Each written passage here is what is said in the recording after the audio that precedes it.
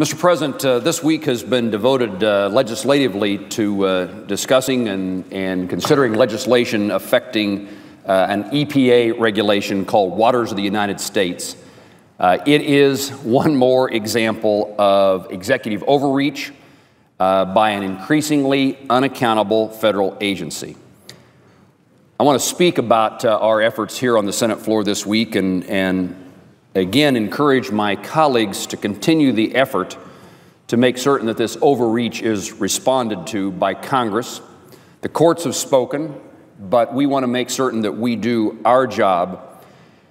One of the criticisms I hear so regularly from people who support this regulation is that don't you care about water quality? Don't you care about clean water? I absolutely think it's important to protect our nation's waterways. If you're a Kansan, water is life. Water is the future of your community.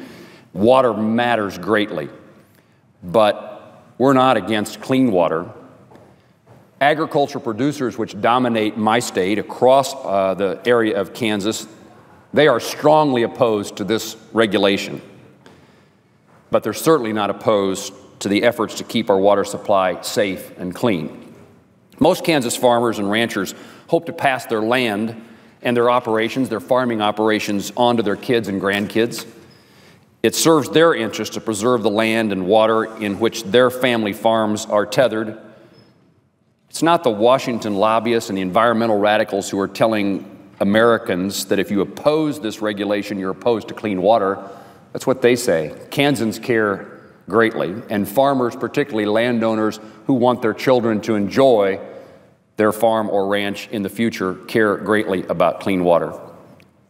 It's the EPA's abusive regulatory path, characterized by fines, penalties, potential civil lawsuits against landowners, that gives us major cause for concern. The federal government should not dictate to citizens how they manage their private lands.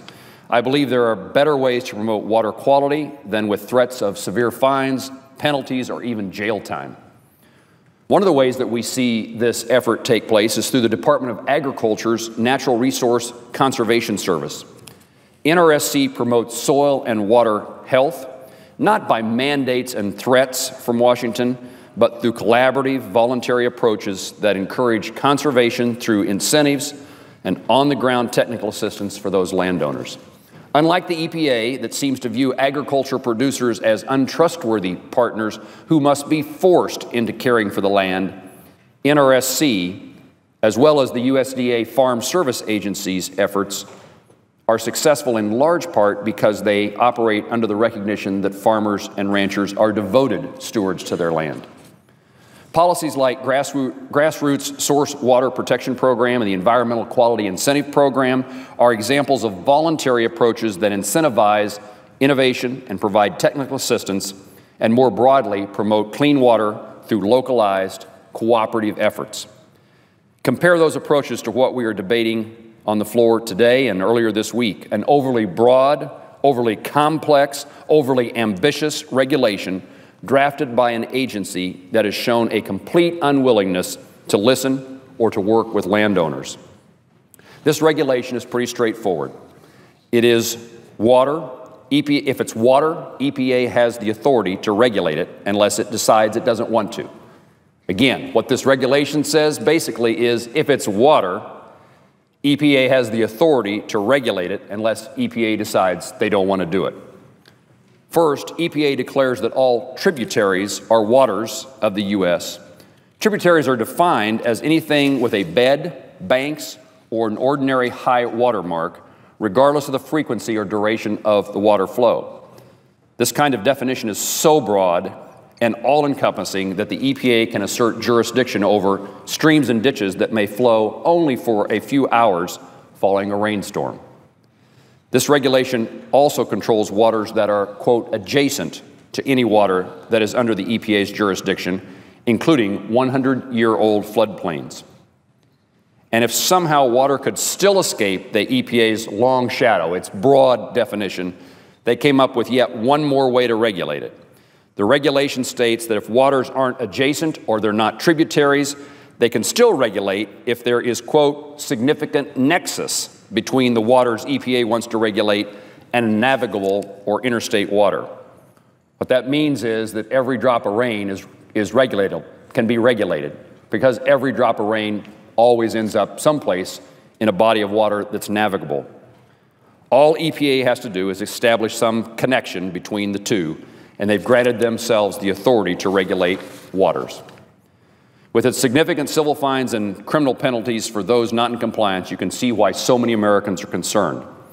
Last year, EPA went on a public relations campaign of sorts to convince stakeholders, to convince people across the country they only meant to clarify, not expand the regulation.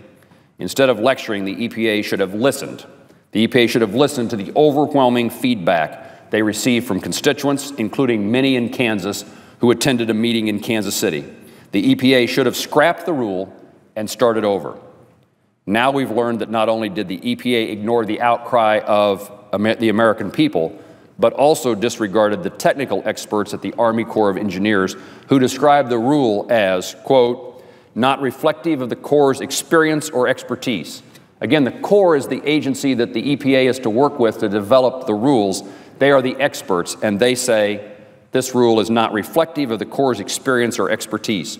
The Corps says it's not accurate. The Corps says it's not supported by science or law. The Corps says it's inconsistent with the Supreme Court's decision. The Corps says it's regulatory overreach. It is obvious the regulation exceeds the EPA's legal authority under the Clean Water Act. It is equally obvious that the EPA intended to run roughshod over anyone who disagreed. Mr. President, the Waters of the U.S. regulation is, in short, a breathtaking abuse of power. And it's something that Congress needs to address. For too long, Congress looks the other way when this executive or any other occupant of the White House exceeds their congressionally mandated legal authorities.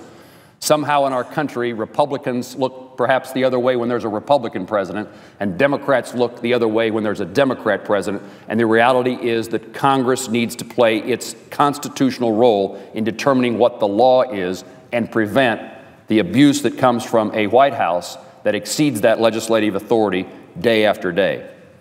This decision, the EPA's regulations, ignores two Supreme Court opinions. It ignores a time-honored understanding of what the law does and does not permit in the way of regulation, as evidenced by numerous legislative attempts to reject by Congress and to amend the Clean Water Act that the Obama administration does by regulatory action. It ignores the serious repercussions for farmers and ranchers, for electric cooperatives who provide electricity to people across my state, to the oil and gas industry that provides jobs across Kansas, to the home builders who provide homes for Kansans, and many other small business owners in our state and across the country. And it ignores the concerns voiced by so many more, including state and local officials across Kansas and our nation. At the end of the day, if the goal is to promote clean water and responsible land management, there is a much more effective method to do so, as evidenced by the voluntary cooperative efforts within USDA that respect private property rights, incentivize conservation rather than criminalize landowners, and don't threaten to do irreparable harm to our country and to the jobs that Kansans so desperately need. Mr. President, I urge my colleagues to block this regulation and to force the EPA and the Army Corps of Engineers to work with state and local officials and those affected by the regulation in promoting real waters of the United States. We must protect those waters. We should do it much differently than the Environmental Protection Agency proposes. Mr. President, I yield the floor